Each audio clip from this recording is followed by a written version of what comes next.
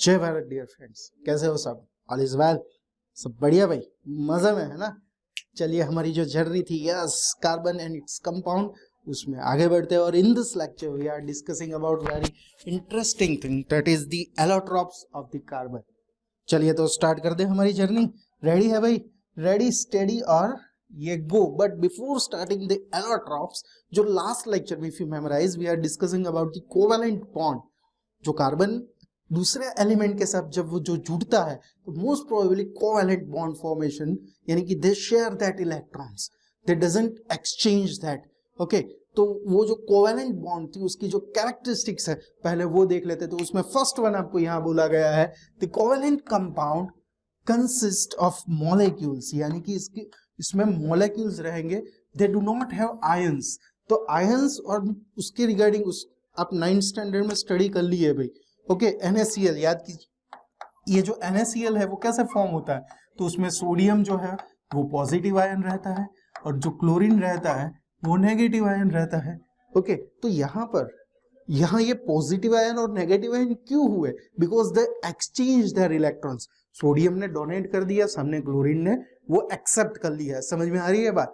That's why that is known as the ions.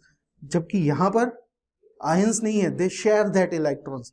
और उसमें जैसे एग्जांपल आपको बताया गया है, हाइड्रोजन है, ऑक्सीजन है, नाइट्रोजन। तो इन सभी के एग्जांपल्स आपको याद हो तो हमने स्टडी की है, H2O2, वो सारे प्रीवियस लेक्चर में हमने डिस्कस किए हुए है ना। चलिए आगे बढ़े सेकंड पॉइंट की ओर। यस, सेकंड पॉइंट में this is covalent compound are usually gas और लिक्विड एट रूम टेम्परेचर। तो उसके एग्जांपल्स यहाँ दिए गए हैं, हाइड्रोजन है, chlorine, methane, oxygen, nitrogen, these are the gases formation of covalent bond formation. Liquid में आपको बोला गया है दैट इज कार्बन टेट्राक्लोराइड। कैसे लिखते हैं? CCl4, याद है भाई? Ethyl alcohol C2H5OH, ether C2H5O, C2H5 that is ether, bromine etcetera are the liquid. ये सारे जो है लिक्विड है। कुछ एक्सेप्शनल्स है वो सॉलिड फॉर्म में भी रहते हैं, जैसे कि ग्लूकोज है, शुगर है, urea, iodine etceteras, they are the solid covalent compound. But जैसा मैंने बताया वो रेयर रहेंगे, most probably they are gaseous and liquid state. क्यों? बिकॉज यहाँ they have very weak force of attraction. ये जो कंपाउंड रहेगा उसमें जो भी एलिमेंट है, जो भी एटम है, वो जो एक दूसरे के साथ जुड़े हैं, तो वहां जो बॉन्ड फॉर्मेशन होगा वो बहुत ही कम होगा। और due to this reason we can say the second statement, उसका जो मेल्टिंग और बॉइलिंग पॉइंट है वो भी कैसा होगा भाई? लो रहेगा। क्योंकि मान लीजिए अभी मैं यहां से कोई लिक्विड सब्सटेंस ले रहा हूं, कोवेलेंट बॉन्ड में से इथर को ही ले लिया, तो उसके अंदर का जो बॉन्ड फॉर्मेशन है, जो फोर्स ऑफ अट्रैक्शन है, वो कैसा होगा? बहुत ही कम होगा। तो उसको हम थोड़ी सी ही एनर्जी देंगे तो वो बॉन्ड फॉर्मेशन क्या हो जाएगा? ब्रेक डाउन हो जाएगा। और वो लिक्विड में से गैसियस में उसको हम इजीली क्या कर सकते हैं? कन्वर्ट कर सकते हैं।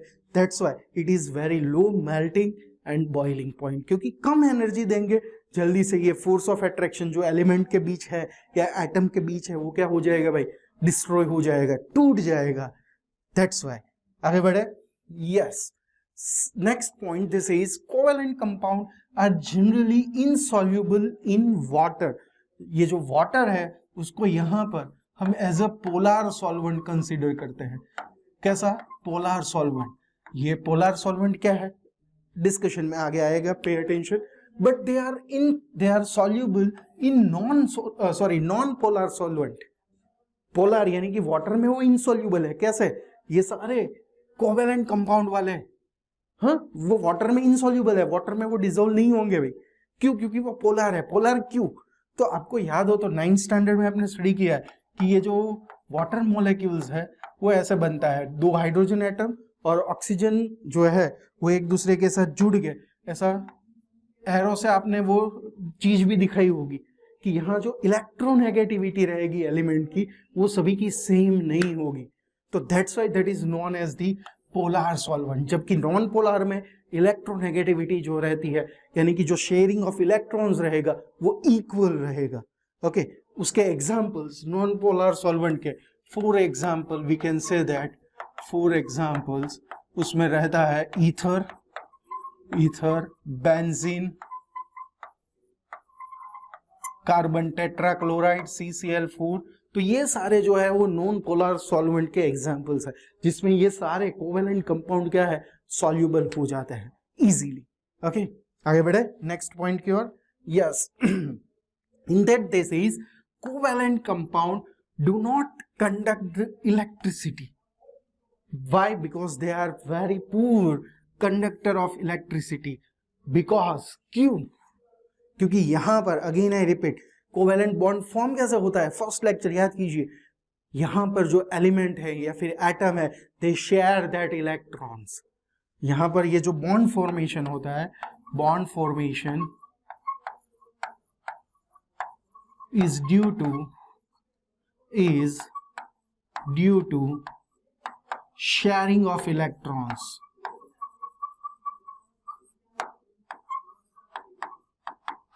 इलेक्ट्रॉन का यहां क्या होता है भाई, शेयर होते हैं, आयंस नहीं होते। यहां पर अगेन आई रिपीट, ये दोनों में आप डिफ्रेंशिएट कर लीजिएगा अच्छे से। हाँ, जो आयोनिक कंपोनेंट है उसमें they are exchange their electrons, जो कुछ ऐसे होंगे जो डोनेट करेंगे, सामने कुछ ऐसे होंगे जो एक्सेप्ट करेंगे, बट यहां पर दे शेयर दैट इलेक्ट्रॉन्स। तो इलेक्ट्रॉन शेयर किए हुए है भाई। ओके, तो अच्छे कंडक्टर के लिए, इलेक्ट्रिसिटी के लिए क्या होना चाहिए, फ्री इलेक्ट्रॉन होना चाहिए, जो मेटल कंपोनेंट में रहता है। इफ यू मेमोराइज, याद है भाई ये चीजें। यस, तो दैट्स व्हाई यहां पर they doesn't have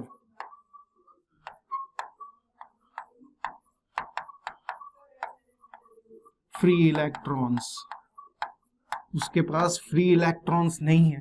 that's why we can say that they are not good conductor of electricity.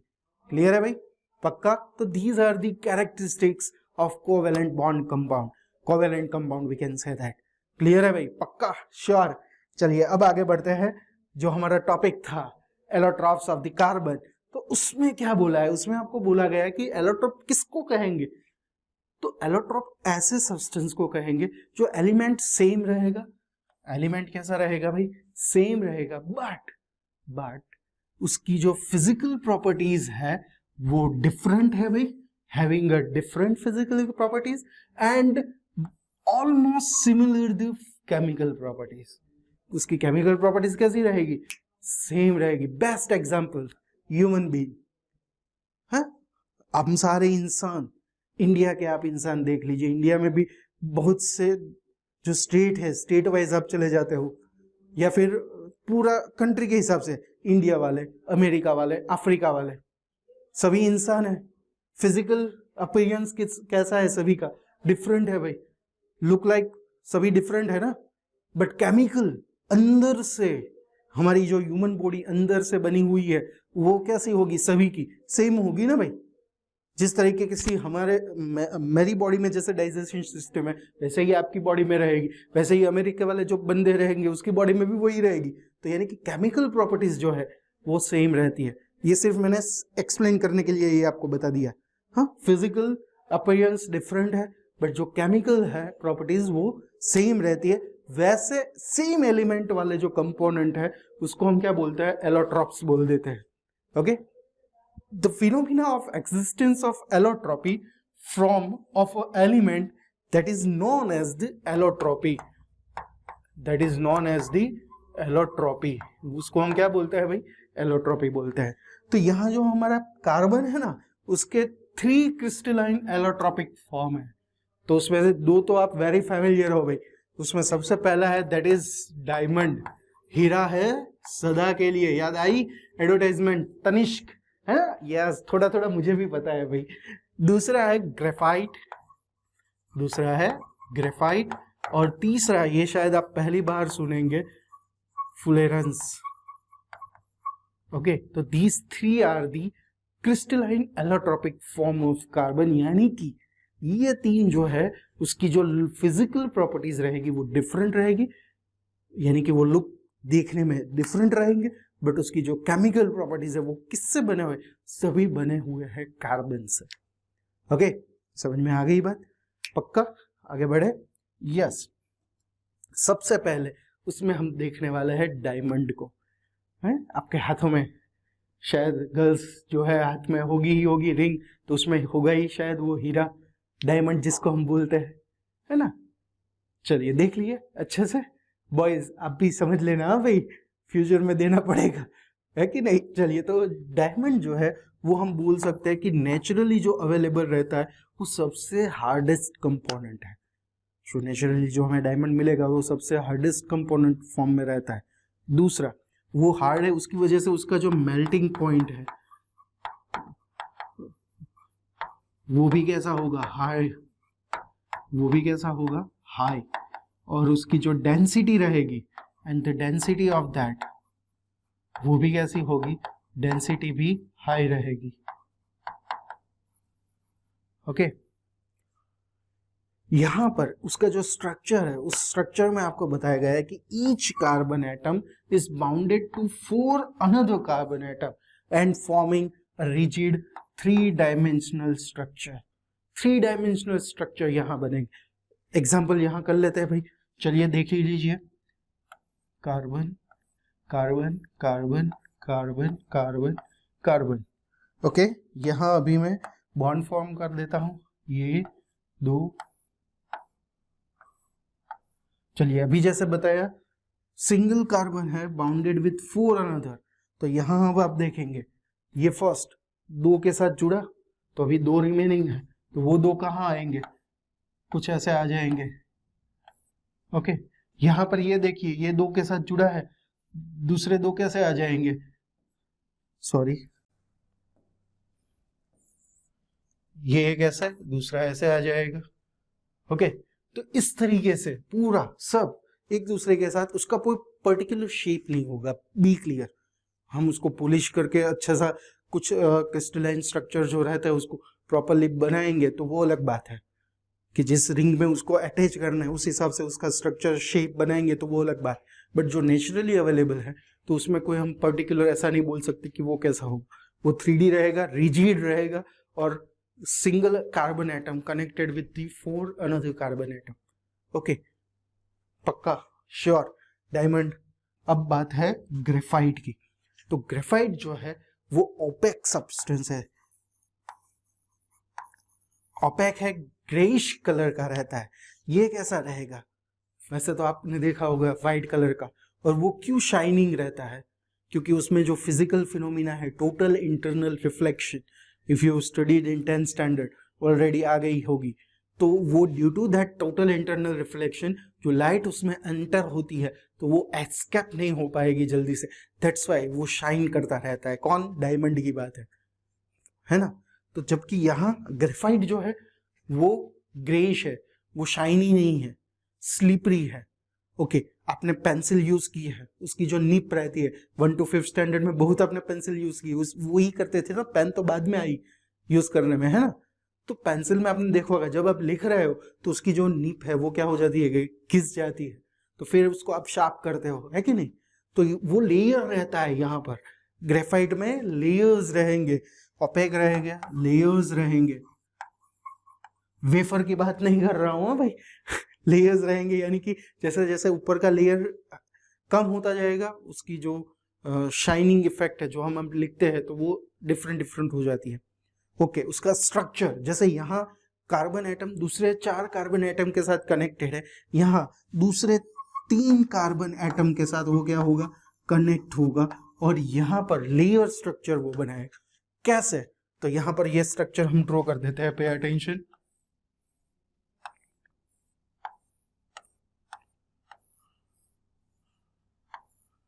यहां पर मैं अभी ड्रॉ कर रहा हूं।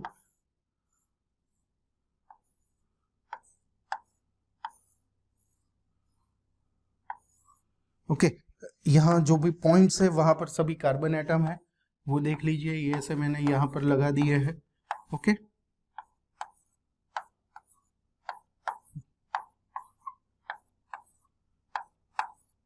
तो यहाँ आप देख रहे हैं तो सिंगल कार्बन के साथ आप देखेंगे 2 कार्बन तो जुड़े ही है, 2 कार्बन तो एग्जैक्टली जुड़ गए हैं, तो तीसरा कहाँ होगा, वो आपके दिमाग में शायद क्वेश्चन राइज होगा। ये सिंगल कार्बन है, यहाँ आप देखेंगे तो ये सिंगल कार्बन, सॉरी यहाँ मेंशन करने रह गए, यहाँ पर भी कार्बन रहेंगे ऐसे। ओके चलिए पे अटेंशन, ये कार्बन पकड़ लीजिए, तो ये यहाँ कनेक्टेड है, इधर है, तो दो कनेक्शन में आ गए, तो यहाँ 3 कार्बन है, तो तीसरा कहाँ होगा, तीसरा ऐसे यहाँ इसके साथ वो कनेक्ट हो, उसी वजह से लेयर बनेगा ना भाई।